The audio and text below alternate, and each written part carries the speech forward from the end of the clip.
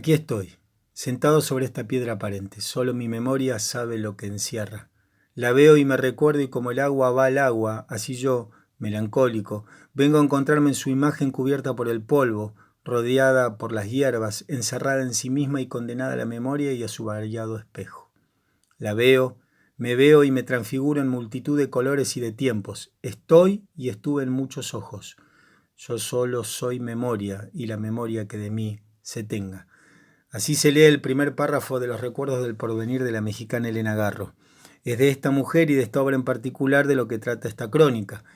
Elena Garro nace en Puebla, México, en 1916. Hija de una familia de clase media trabajadora, Elena, como dato, tiene 2 hermanos que mueren jóvenes formando parte de las tropas de la Revolución Mexicana.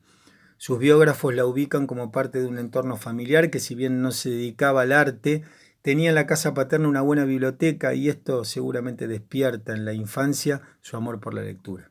Durante la etapa previa a su adolescencia, la vida la encuentra viviendo en la ciudad de Iguala, en el departamento de Guerrero, y esta estadía es fundamental para el pensamiento y desarrollo posterior de Elena Garro, ya que vive allí 2 experiencias a las que retornará de alguna manera una y otra vez en sus escritos: la guerra cristera y el contacto permanente con comunidades de aborígenes. Por aquellos años de la niñez, las lecturas de nuestra escritora transitan por el mundo de los relatos fantásticos y de la mitología griega. A los 17 o 18 años, la hermana de su madre organiza una fiesta. Elena tiene prohibido asistir, pero logra sortear los obstáculos con mentiras y va. Esa travesura juvenil marcaría su destino como mujer y como escritora. En aquella fiesta, un joven estudiante de abogacía le invita a bailar. Elena se niega, el joven insiste. E insiste tanto después que logra convertirla en su novia y su mujer por más de 20 años. El joven se llamaba Octavio Paz y será tal vez el más grande poeta mexicano. En la etapa universitaria, Elena descubre un mundo nuevo y fascinante. La puerta de entrada a la vida académica de Elena Garro es a través del teatro y de la danza. Se vuelve coreógrafa, y es en la danza y en el teatro en donde encuentra tempranamente una forma de expresión que luego, posiblemente, está presente en todo su estilo literario. Sin ir más lejos, Recuerdos del porvenir es una gran puesta en escena, con giros constantes, con saltos sorpresivos, con cambios de tiempo una y otra vez, con personajes que entran y salen de escena. A fines de los años 30, Elena se casa con Octavio Paz y juntos se van a Nueva York y luego a París. Es allí, en Francia, donde sucederán algunos hechos que también marcarán la vida y la obra de Elena. En primer lugar, conoce a los surrealistas, Breton entre ellos, y por primera vez Garro se contacta con gente que piensa y escribe como ella desea. Al mismo tiempo, en esa época, incursiona en la escritura periodística, que será un entrenamiento importante para lo que va a desarrollar después. Es en este tipo de crónica donde encuentra un terreno apto para poder expresar algunas cosas que piensa y siente sin necesidad de recurrir siempre al estilo ficcional. Otro momento importante en la vida de esta escritora se da a comienzos de los años 50, cuando conoce a Bioy Casares y a su mujer Silvina Campo. A partir de gestiones de Bioy, Elena puede publicar algunos textos suyos en la prestigiosa revista Sur, fundada y dirigida por la gran Victoria Ocampo, a la postre cuñada del escritor argentino. Cuando vuelve a México, Elena Garro elige, para incorporarse al universo literario azteca, volver a uno de sus viejos amores, el teatro.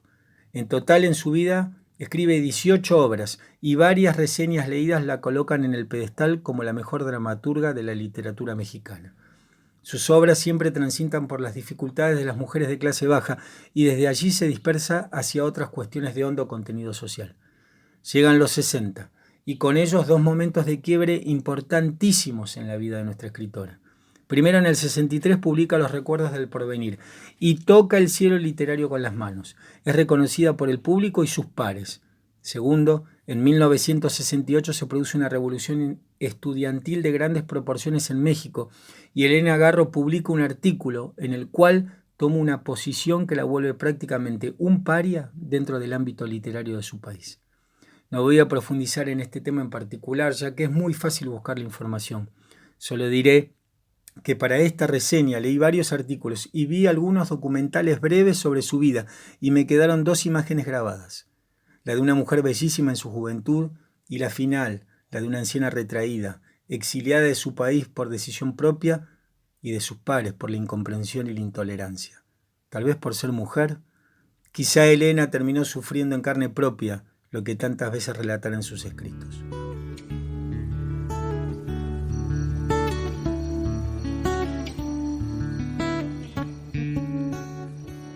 Ojalá lo dicho hasta ahora sea suficiente para tentarse a leerla, pero si no, hago un nuevo intento.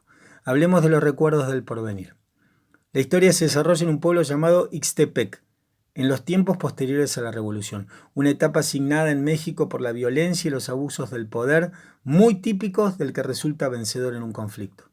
Los personajes centrales, los hermanos Moncada, y a partir de ellos una trama compuesta por los más variados ingredientes: violencia, celos, racismo, género y una serie infinita de injusticias sociales y políticas que para Elena tiene un eje central, una víctima específica muy identificable: las mujeres.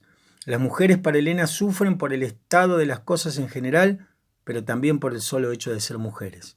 Desigualdad de género, femicidios y la violación como un patrón rector y disciplinador.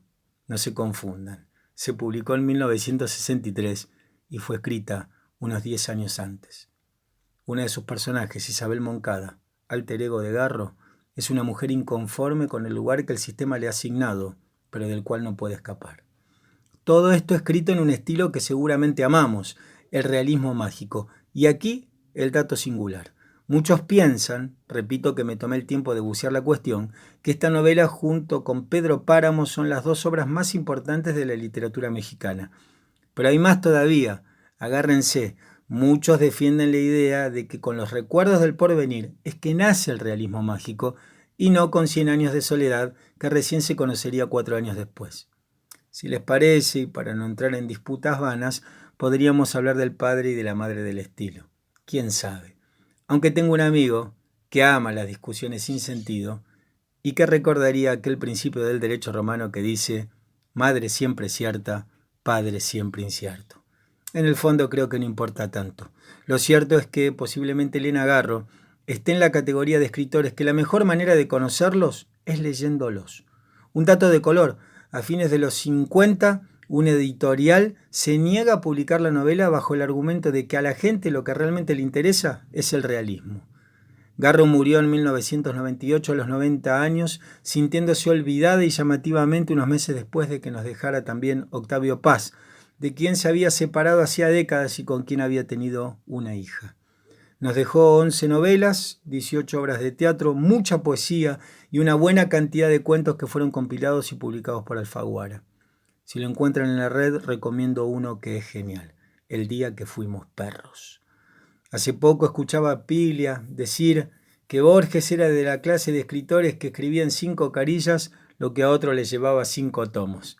Los primeros claramente son los distintos. Elena Garro seguramente está entre ellos. Me permito terminar su perfil leyendo una de sus poesías que se relaciona muy bien con el párrafo inicial.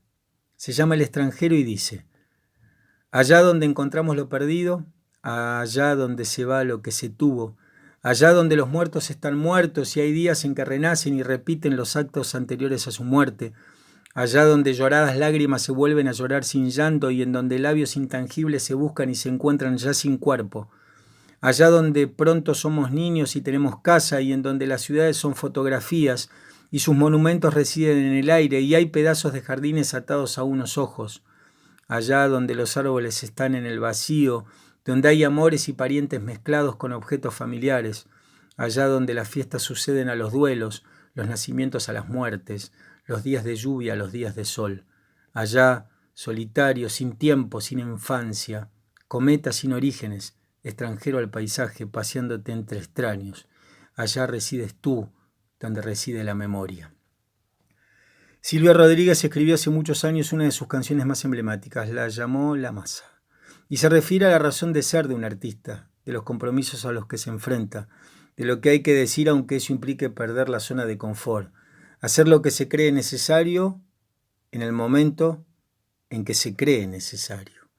La necesidad de ser la voz de los que no pueden contar, la herramienta de los que no tienen con qué defenderse. En la obra de Elena Garro hay mucho de eso. Si no creyera en lo que agencio, si no creyera en mi camino, si no creyera en mi sonido, si no creyera en mi silencio, qué cosa fuera la masa sin cantera, un amasijo hecho de cuerdas y tendones, un revoltijo de carne con madera, un instrumento sin mayores resplandores que lucecitas montadas para escena. Por ahí anda doña Elena Garro, la fumadora compulsiva, la dramaturga, la exiliada, la que amaba la danza, la enamorada de Octavio Paz hasta el final. esperando que la leamos para conocerla. Algo tiene para decirnos, algo tiene para contarnos. Quiere que conozcamos Ixtepec. Nos quiere presentar a los hermanos Moncada. Nos quiere mostrar el México profundo y oscuro. Quiere que escuchemos las voces de algunas mujeres. Ojalá te haya tentado. Pablo para la biblioteca.